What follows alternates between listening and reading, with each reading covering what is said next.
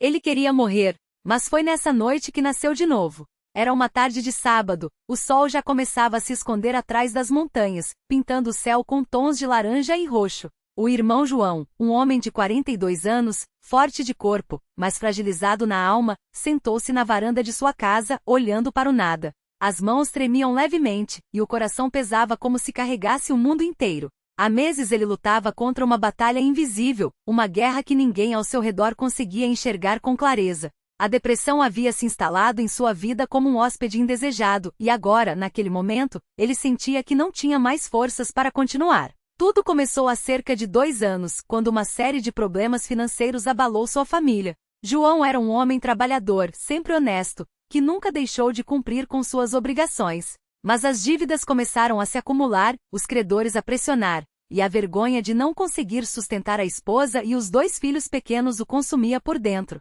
Ele se sentia um fracasso. As noites eram as piores. Enquanto a família dormia, ele ficava acordado, revirando na cama, com a mente cheia de pensamentos sombrios.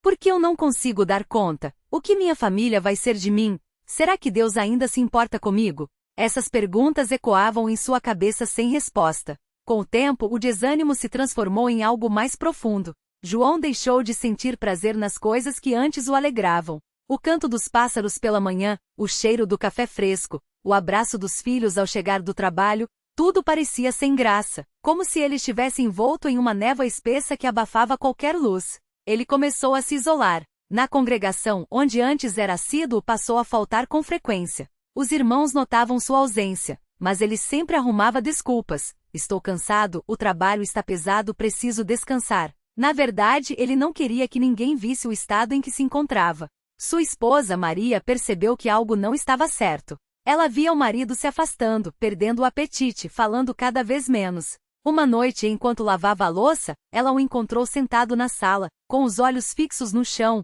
as lágrimas escorrendo sem que ele sequer tentasse enxugá-las. João, o que está acontecendo com você? Ela perguntou, com a voz trêmula de preocupação. Ele apenas balançou a cabeça, sem responder. Não tinha palavras. Como explicar que sentia como se estivesse afundando em areia movediça, e quanto mais se debatia, mais rápido era puxado para baixo. Os dias se arrastavam como uma sentença. João passou a ter crises de choro incontroláveis. Certas manhãs, acordava com o peito apertado, como se uma mão invisível espremesse seu coração. O médico do posto de saúde, após ouvi-lo com atenção, receitou remédios, mas ele os tomava irregularmente. Isso não vai adiantar nada, pensava. A fé que antes era seu refúgio, agora parecia distante, como um farol cujo brilho ele já não conseguia enxergar. Ele orava sim, mas suas orações eram curtas, mecânicas, sem convicção. Senhor, se ainda te importas comigo, me mostra um sinal, pedia, mas a resposta não vinha, ou pelo menos, ele não a enxergava. Uma noite, depois de mais um dia exaustivo, João chegou ao limite. Sentado à beira da cama, com as mãos entrelaçadas e a cabeça baixa, ele sentiu um vazio tão profundo que lhe roubou até a vontade de respirar. Não aguento mais, sussurrou para si mesmo. Foi então que um pensamento terrível cruzou sua mente. Se eu não servir para nada, se sou um peso para minha família, talvez seja melhor acabar com tudo. O coração acelerou, as mãos suaram. Ele se levantou, foi até a cozinha, abriu a gaveta onde guardava as facas. Segurou uma delas, observando o brilho frio da lâmina. Será que isso vai doer muito? Pensou. As lágrimas caíram sobre o metal. Mas foi nesse exato momento que algo inesperado aconteceu. Enquanto a lâmina tremia em suas mãos, ele ouviu, bem baixo, como um sopro, uma voz que parecia vir de dentro dele mesmo. Não faça isso. Eu estou aqui. João congelou. Não era a voz de sua consciência, não era um pensamento seu. Era algo diferente, algo que o fez estremecer. Ele soltou a faca como se ela queimasse, e caiu de joelhos no chão da cozinha. Deus, é você? Balbuciou com a voz quebrada. Não houve resposta audível, mas uma paz estranha começou a invadir seu peito, como se uma mão invisível o segurasse para que não caísse. Maria acordou com um sobressalto. Algo a fez levantar da cama e ir até a cozinha. Quando viu o marido ajoelhado no chão, com o rosto molhado de lágrimas e a faca caída ao lado, ela entendeu tudo. Correu até ele, abraçou com força, sem dizer nada. João chorou em seus braços como uma criança, soluçando de maneira convulsa. Eu não aguento mais, Maria. Eu só queria que isso acabasse, confessou entre lágrimas. Ela o segurou com mais força ainda. Não, João. Não agora. Vamos orar. Vamos buscar a Deus juntos. E ali mesmo, no chão da cozinha, eles se ajoelharam e começaram a clamar. Maria orou com uma fé que João não via há muito tempo. Senhor Jesus, o Senhor conhece o coração do meu marido. Ele está ferido, está quebrantado, está perdido. Mas o Senhor disse que veio para salvar o que se havia perdido.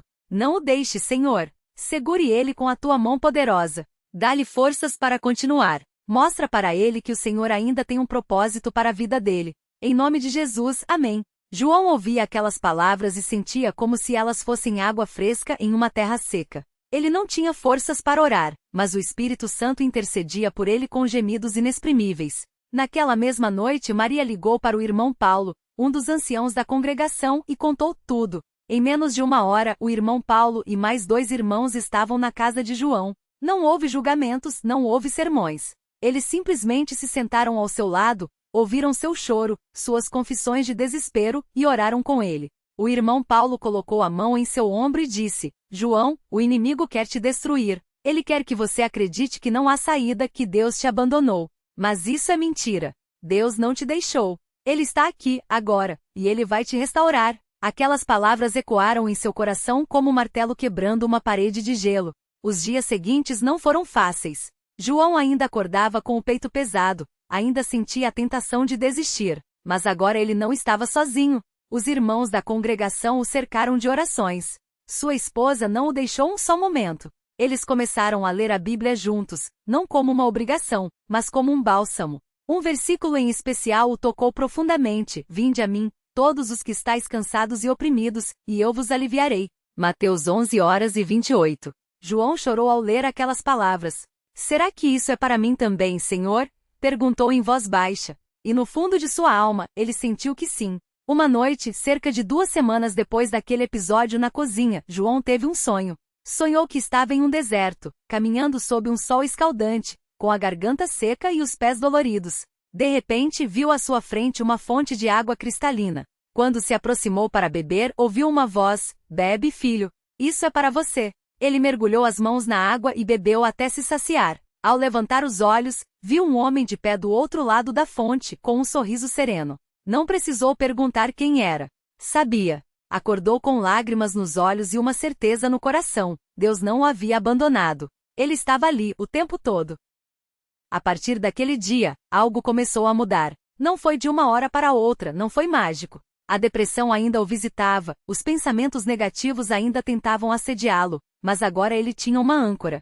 Começou a frequentar as reuniões novamente, não por obrigação, mas por necessidade. Precisava estar entre os irmãos, precisava ouvir os cânticos, as orações da palavra. Pouco a pouco, a névoa foi se dissipando. Ele ainda tinha dias ruins, mas agora conseguia enxergar uma luz no fim do túnel. Um domingo, durante o culto, o irmão que presidia fez um chamado para que aqueles que precisavam de uma renovação espiritual se levantassem. João hesitou por um momento, mas então se levantou. Com lágrimas nos olhos, foi até a frente e ajoelhou-se. Os irmãos o cercaram, impuseram as mãos sobre ele e oraram com fé. João sentiu como se um peso imenso fosse tirado de suas costas. Quando se levantou, era como se tivesse nascido de novo. Não que todos os problemas tivessem desaparecido, as dívidas ainda estavam lá, as dificuldades ainda existiam, mas agora ele tinha a certeza de que não estava sozinho para enfrentá-las. Os meses se passaram, e João foi se restaurando. Voltou a sorrir, a brincar com os filhos, a ajudar os irmãos na congregação. Certas noites, quando se lembrava daquela faca na cozinha, ele estremecia, mas agora com gratidão. Podia ter sido o fim, pensava, mas Deus teve misericórdia de mim. Ele começou a compartilhar seu testemunho com outros que passavam por lutas semelhantes, mostrando que mesmo nas trevas mais profundas, Deus não desampara os seus. Hoje João olha para trás e vê a mão de Deus em cada detalhe. Nas noites de choro, nas orações da esposa, na visita dos irmãos, no sonho da fonte. Ele sabe que não foi sua força que o salvou, mas a graça de Deus, que o sustentou quando ele já não tinha mais forças. Às vezes, quando está em silêncio, ele ainda ouve aquele sopro: não faça isso. Eu estou aqui. E agora, em vez de dúvida, aquilo enche seu coração de paz. Ele aprendeu que a fé não é a ausência de lutas, mas a certeza de que, no meio delas, Deus está presente. Que a depressão não é falta de fé, mas uma batalha que, com a ajuda do Senhor, pode ser vencida. Que mesmo quando tudo parece perdido, Deus está trabalhando nos bastidores, preparando a restauração. E assim João, que uma vez quis morrer, hoje vive com um propósito renovado. Não porque suas circunstâncias mudaram radicalmente, mas porque seu coração foi transformado. Ele nasceu de novo naquela noite não da água, mas do Espírito. Não por mérito próprio, mas pela misericórdia de um Deus que não desiste de seus filhos, mesmo quando eles mesmos querem desistir. Que este testemunho sirva de encorajamento para quem está passando por vales escuros. Deus vê suas lágrimas. Ele ouve seus clamores. E no momento certo, ele vai dizer: chega, agora é hora de nascer de novo. João não imaginava que anos depois daquele dia, estaria de pé diante de uma congregação, com as mãos trêmulas segurando a Bíblia aberta em Salmos 40, onde Davi clama: esperei com paciência no Senhor, e ele se inclinou para mim, ouviu o meu clamor. Ele sentia cada palavra como se tivesse sido escrita para ele. Não era um pregador, não tinha estudo teológico, mas tinha algo que nenhum diploma poderia dar. Uma história viva de como Deus tira a alma do lodo, põe os pés sobre a rocha e renova o canto na boca. E naquela noite, enquanto falava, muitos choravam, porque reconheciam em suas palavras a mesma voz que já lhes havia falado nos momentos de maior desespero. A vida não ficou fácil depois daquela transformação. Os pensamentos ainda vinham, como ondas que batem na praia, mas agora ele sabia que não precisava ser arrastado por elas. Aprendeu a orar em voz alta quando a angústia apertava o peito: Senhor, eu não aguento, mas o Senhor aguenta por mim. E era como se, a cada palavra, uma corrente invisível se quebrasse. Sua esposa, Maria, contava que certas madrugadas o ouvia sussurrar hinos enquanto caminhava pela casa, como se estivesse lutando em oração. Não é que ele não sinta mais dor, ela dizia às irmãs, é que agora ele sabe para quem levar a dor. Um dia, um jovem chamado Lucas, recém-chegado à congregação, procurou João depois do culto. Seus olhos estavam vermelhos, as mãos suadas. Irmão, eu não aguento mais. Todo dia eu penso em acabar com tudo. João não deu conselhos vazios. Sentou-se ao lado dele no banco de trás da igreja, onde a luz fraca da lua entrava pela janela, e contou como também já tinha estado ali com a mesma dor, o mesmo cansaço. Mas falou acima de tudo, de um Deus que não dorme, que vê o homem escondido no quarto escuro e diz: eu sei o que você está sentindo, mas me dê sua mão. Eles oraram juntos, e Lucas chorou como uma criança. Na semana seguinte voltou, e na outra também. Até que um dia foi ele quem levou outro irmão em crise para conversar com João. As orações na casa de João e Maria se tornaram um refúgio. Não eram reuniões organizadas com horários marcados.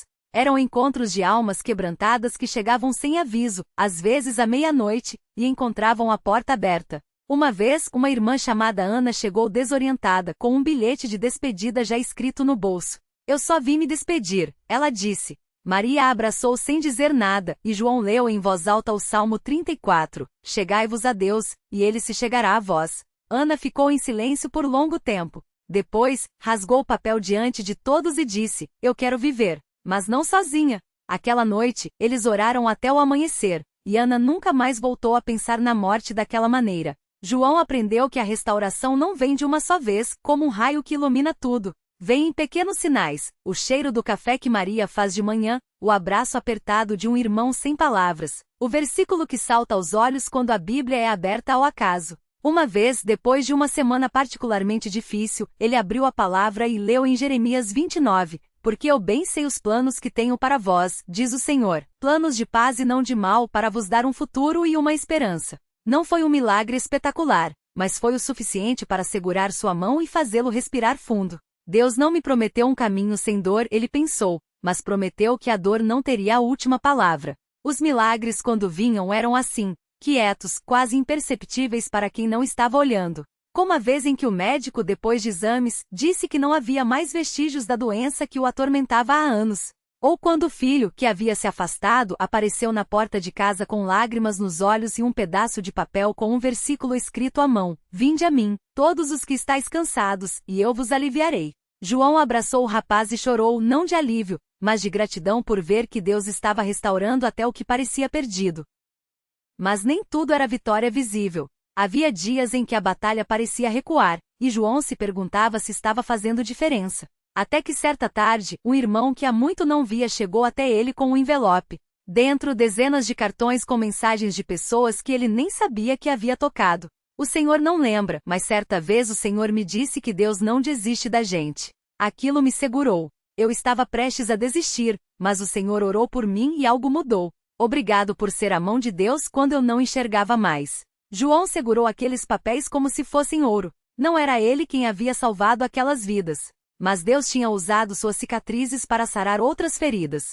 Com o tempo, ele entendeu que a maior prova de sua transformação não era a ausência de dor, mas a capacidade de louvar mesmo no meio dela. Nas noites em que o sono não vinha, ele se levantava e cantava baixinho, como o salmista: bendize, ó minha alma, ao Senhor, e não esqueças nenhum de seus benefícios. Não era um canto de quem nunca sofreu, mas de quem havia sido sustentado no sofrimento. E isso fazia toda a diferença. Um domingo, enquanto a congregação cantava "Quão grande é o meu Redentor", João fechou os olhos e lembrou daquela noite no quarto escuro, quando tudo parecia perdido. Agora ele estava ali de pé, rodeado de irmãos, sentindo o peso glorioso de uma vida que Deus havia resgatado. Não era um final feliz no sentido do mundo. Era algo muito maior. A certeza de que mesmo quando tudo desaba, Deus está construindo algo novo. E que às vezes é preciso morrer para nascer de novo. Ele não sabia o que o futuro guardava, mas sabia em quem havia crido. E isso bastava. Que este testemunho chegue a quem está lendo e sentindo que não há mais saída.